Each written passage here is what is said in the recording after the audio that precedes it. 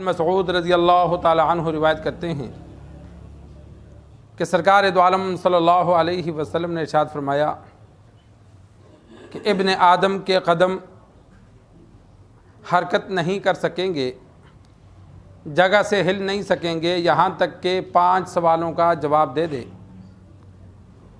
عمر کے بارے میں کہاں خرچ کی، جوانی کے بارے میں کہاں اسے بوسیدہ کیا، مال کے بارے میں کہاں سے کمایا اور کہاں خرچ کیا،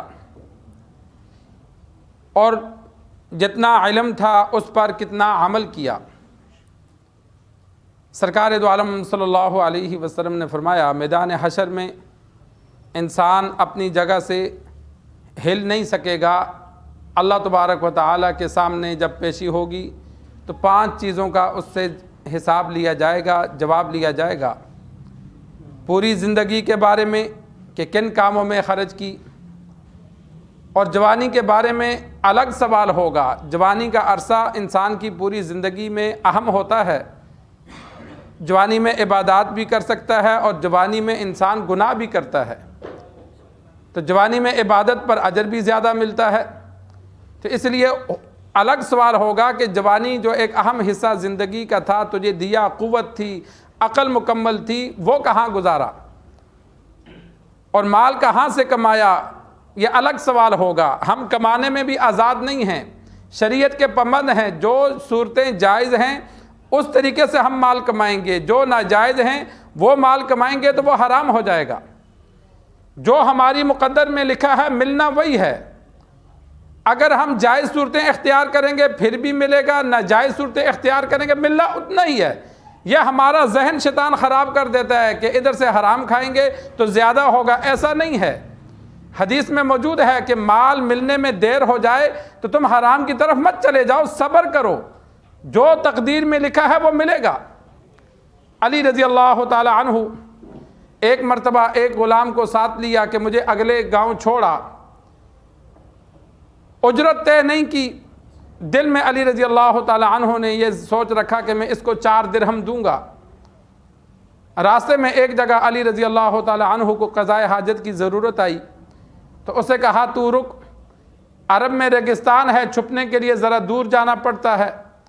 علی رضی اللہ تعالی عنہ جب قضاء حاجت کر کے واپس آئے تو وہ اونٹ کے اوپر سے جو زین وغیرہ جس پر بیٹھتے ہیں وہ لے کے بھاگ گیا۔ علی رضی اللہ تعالی عنہ آئے، دیکھا تو اونٹ کھڑا ہے اور سامان موجود نہیں ہے۔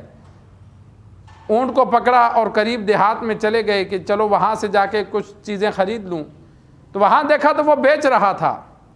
اب چوری کا الزام لگا نہیں سکتے تھے کہ ان کے پاس کوئی گواہ تھا نہیں، اسی کے پاس گئے، ہاں بھائی کتنے کا بیچ رہا ہے؟ اس نے کہا 4 درہم کا۔ علی رضی اللہ تعالی عنہ نے 4 درہم لے کر اس سے سامان واپس لیا اور کہا میرا ارادہ تھا کہ اس گاؤں تک تو آئے گا تو میں تجھے 4 درہم دوں گا، لیکن تو نے جلد بازی کی، اب ملے تو 4 ہی لیکن اب یہ حرام ہے، میرے ساتھ آتا میں تجھے دیتا وہ حلال ہوتے، یہ مال چوری کر کے تو نے بدلے میں لیے، یہ حرام ہو گئے کہ جو مال مقدر میں ہے ہمیں وہی ملے گا، اس سے زیادہ نہیں مل سکتا، لیکن اگر ہم اس کو جائز طریقے سے تلاش کرتے رہیں گے ملے گا اتنا ہی۔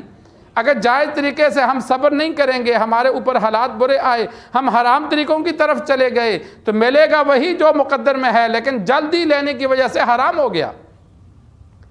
تو اسی لیے ہم سے یہ بھی پوچھ ہوگی کہ مال کن طریقوں سے کمایا، جائز ذرائع تھے یا حرام ذرائع تھے، اور کہاں خرچ کیا۔ ہم خرچ کرنے میں بھی آزاد نہیں ہیں، اس لیے کہ جو مال ہمیں ملتا ہے وہ ہماری محنت کم ہے، اللہ کا دین ہے۔ اللہ نے فرمایا جو ہم نے تمہیں دیا، قرآن مجید میں اللہ نے متعدد جگہ فرمایا کہ مال جو ہم نے تمہیں دیا، تو جب اللہ کا مال ہے ہمیں اللہ نے خرچ کرنے کے لیے دیا تو ہم پابند ہیں اللہ اور اس کے رسول کے احکامات کے۔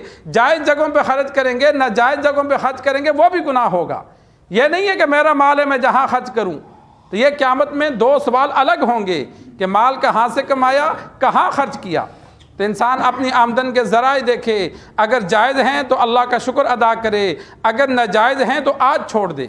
خود حرام کھائے گا، بیوی بچوں کو حرام کھلائے گا، تو جو جسم حرام سے پلا ہو، تو حدیث میں موجود ہے اللہ نے ایسے جسم پر جنت کو حرام کیا ہے کہ جو جسم پلا ہی حرام سے ہے تو وہ اچھے کام کیا کرے گا۔ اور اسی طرح 5واں سوال کہ جتنا علم تھا اس پر کتنا عمل کیا؟ آج میڈیا کا دور ہے، ہر ایک کے پاس موبائل ہے، اگر بحث و مباحثہ کیا جائے تو بڑی بڑی معلومات ایسے شیئر کرتے ہیں کہ بندہ کہتا ہے یار یہ تو بڑے پہنچی ہوئی سرکار ہے، لیکن جب عمل دیکھا جائے تو عمل ہمارا کچھ بھی نہیں ہے۔ علم کے لیے ہم بڑی بڑی معلومات اگلے کو اپنے عقل بتاتے ہیں، سمجھ بتاتے ہیں، ان سب چیزوں کا مجھے پتہ ہے، لیکن عملی زندگی دیکھی جائے تو ہماری نمازیں بھی مکمل نہیں ہیں، ذکر و اذکار ہمارا نہیں ہے، زکوٰۃ ہماری مکمل نہیں ہے، روزے مکمل نہیں ہیں۔ تو انسان اپنے علم کے مطابق قیامت والے دن پوچھا جائے گا کتنا عمل کیا؟ جھوٹ بولنا، غیبت کرنا، دوسروں پہ الزام لگانا، عیب تلاش کرنا، گالیاں دینا، ہر ایک کو پتہ ہے یہ گناہ ہے، تو وہ پوچھو گا جب پتہ تھا گناہ ہے تو پھر کیا کیوں؟ کہ جو علم تھا اس پر کتنا عمل کیا؟ یہ 5 سوال اللہ تبارک و تعالی نے پہلے بتا دیے سرکار دو عالم صلی اللہ علیہ وسلم کی زبان مبارک سے کہ ان کی تیاری کر کے آنا، جو ان کو حل کر کے صحیح جائے گا وہ بچ جائے گا، جو وہاں جواب نہیں دے سکے گا، اس کا جواب درست نہیں ہوگا، وہ مارا جائے گا۔ اللہ سے دعا ہے اللہ ہمیں دین سیکھ کر سمجھ کر عمل کرنے کی توفیق عطا فرمائے۔